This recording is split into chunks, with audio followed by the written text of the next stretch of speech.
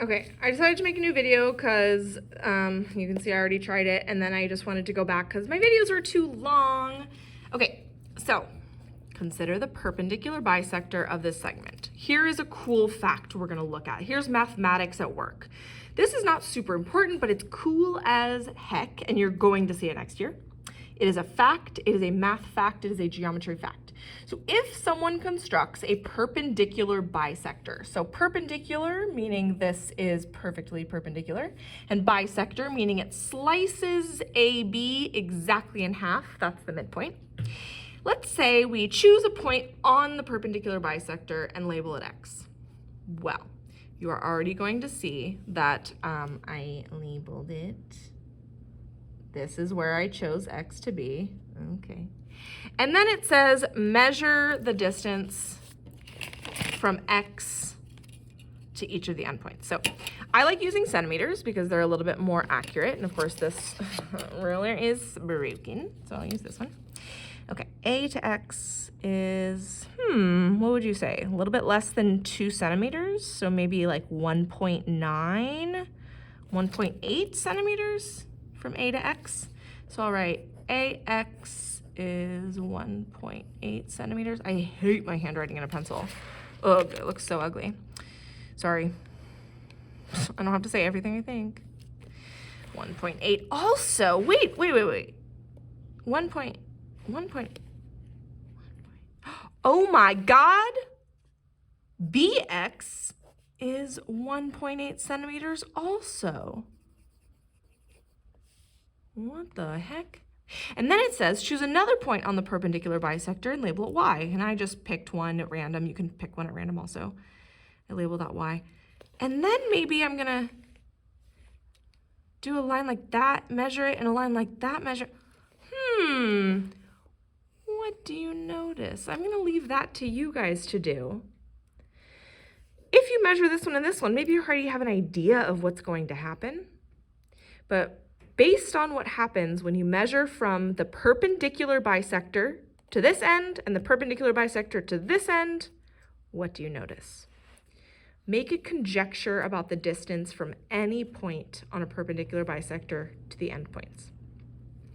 So, for fun, so I'm whispering to you guys, the ones who are like gonna really see this for what it is. I know who you are, and you're you, and I'm me. Wow, can you tell that I haven't had a lot of social time? Anyway, the answer is that these two are for sure the same length. So I'm whispering because this is not what the book's telling you, but you're gonna learn next year. This is a math fact. So once you make a conjecture, the answer is that this length from one endpoint to here and the other endpoint to here has to be the same as that length, because the distance from the midpoint is also the same. So the distance from here must also be the same. And that's because these are right triangles where this leg and this leg are the same length, and they're sharing a leg. And what we know about the Pythagorean theorem is that if a squared plus b squared has to equal the length of the hypotenuse, well, by golly, this is the same length as this, by definition of midpoint, and these have to be the same length because they are. Therefore, this one has to also be the same length as the hypotenuse. Oh my God.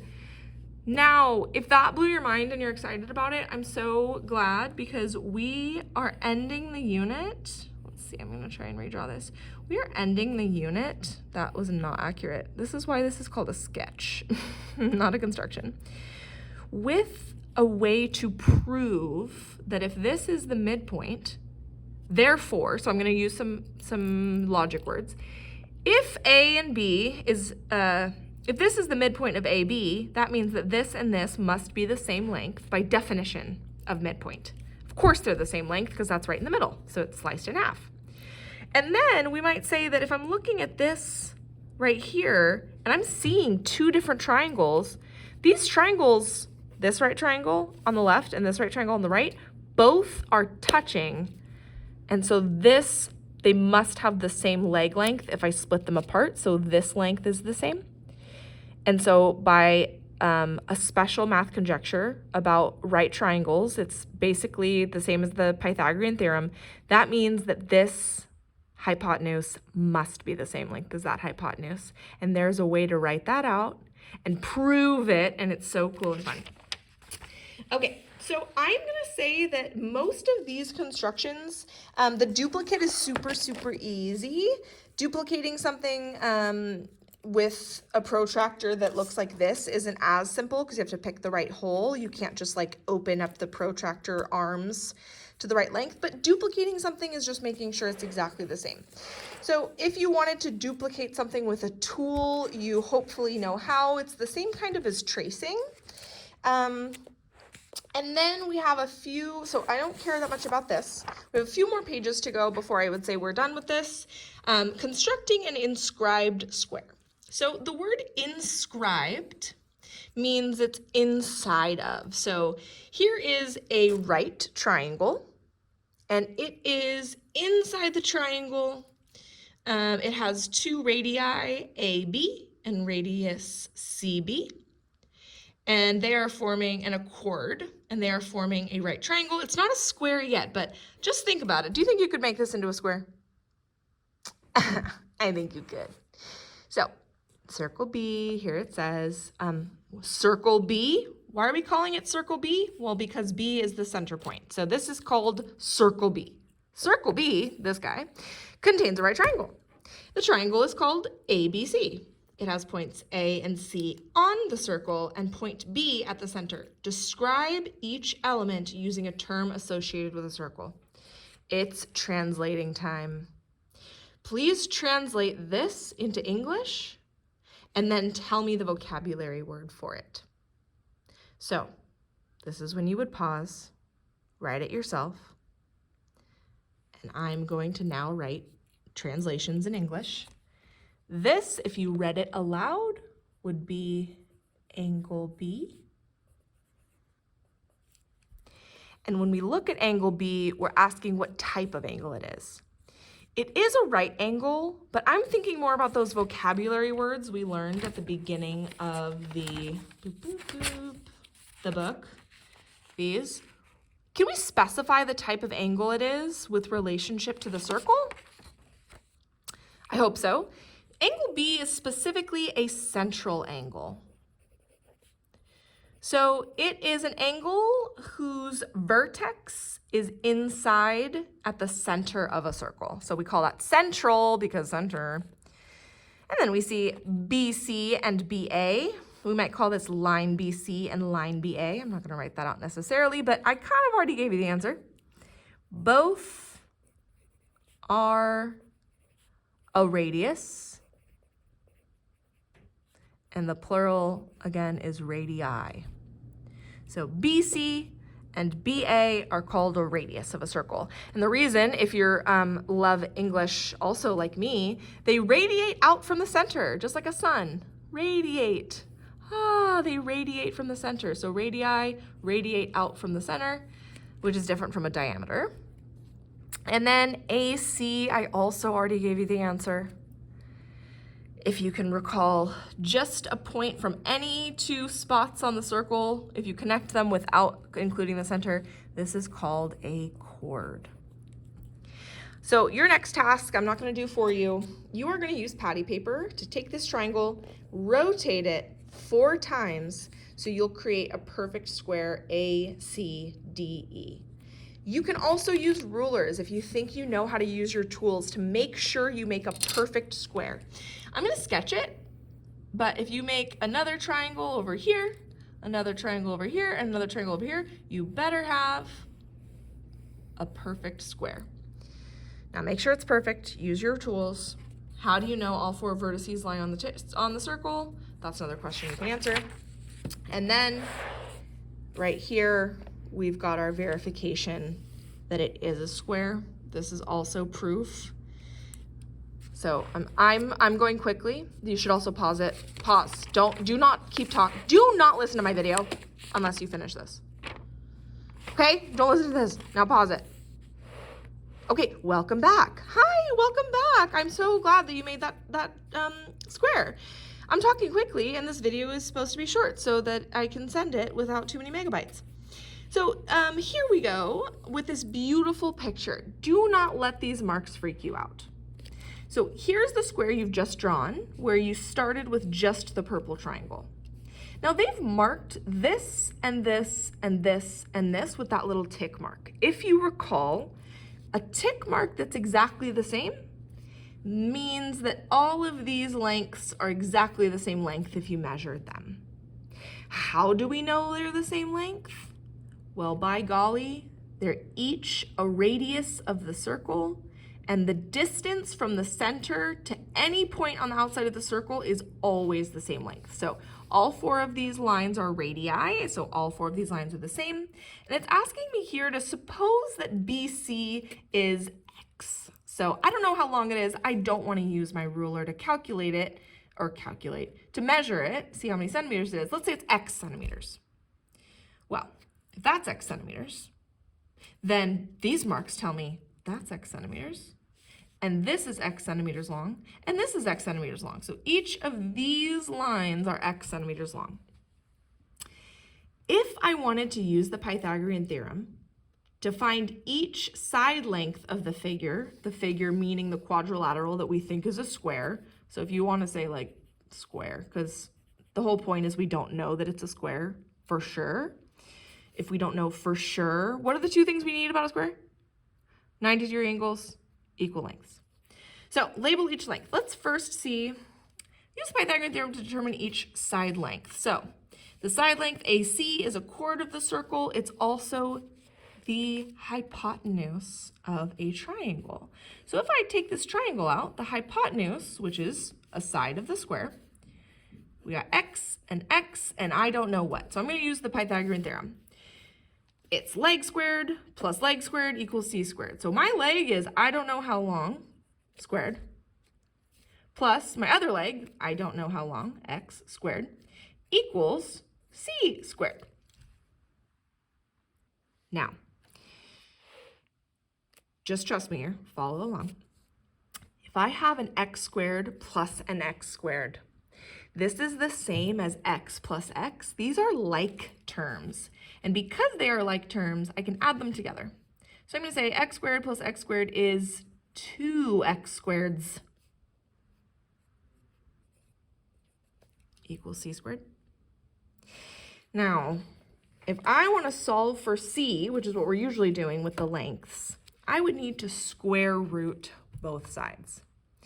So I'm not sure that the book wanted you to do all of this, but it sure tells me to use the Pythagorean theorem, so I'm just doing this with you. To undo c squared, just like you've been doing in your calculator for my Pythagorean theorem, you take the square root to get c by itself, and you take the square root of this. Now, this entire thing is now square rooted, which means that the x squared's square also cancels. So this canceled out over here, so we're left with c. This cancels out, so we're just left with x, but then we have the square root of 2. That is a number. It's like 1 point something, something, something. But now we've technically solved it. The side of the square we think is a square. The hypotenuse of the triangle is root 2 times whatever x is. So I'm going to do that. I'm going to label my hypotenuse over here. This is the square root of 2 times whatever the heck x is. And you know that when things are touching in math, it just means multiply. So if that's root 2x, wait a minute, this triangle, if I did the Pythagorean theorem, would be the exact same thing. Leg, leg, hypotenuse. And this one too, leg is x, so hypotenuse, I'd use the same exact formula, and by golly, all of these are also the same length. So this is now at least a rhombus. At least. So if you'll recall, just because all 4 sides are the same doesn't mean it's a square. We also need to know that all of these are right angles. And so here it says to verify that each interior angle measure is a right angle. So they're going to walk you through it over here. My video is getting long. It's asking you to consider, verify using a tool, I guess. You could also use a protractor. I'm thinking. I think I'm probably just gonna end the video here. I think that you should just explain your reasoning. Okay. There is a way to prove, and I just don't think you know it yet. Information from my nail. So there's a way to prove it without a protractor to measure the angles, but the inside of a triangle always adds to 180 degrees. This is an isosceles triangle, and an isosceles right triangle always has 45-degree angles. So I don't know if you know that fact. I don't know if I'm just giving it to you or if I forgot where it teaches you in the book, but all of these are 45, these smaller angles, which means you know that the whole thing is 90. Sorry for skipping ahead so quickly. The last thing is more vocab, so it just says to describe each line segment in terms of the circle and in terms of the square. So AD and CE is what they want us to specify. AD, now when you look at line AD, it stretches all the way across the circle. Do you remember what that is called? A line that goes all the way across the circle through the center is called a diameter. Now it also asks us to describe it in terms of the square. So if I was just looking at the square and I went from corner to corner, did you know that this has a name? If you go from corner to corner in any in any quadrilateral, it's called a diagonal. So AD is a diameter of a circle, and AD is a diagonal, which you know this line, of the square. So any corner to corner is called diagonal.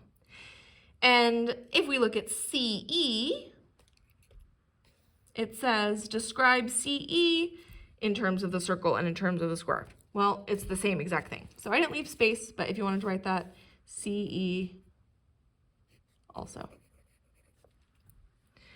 Describe the relationship between AD and CE. Well, they're both diagonals.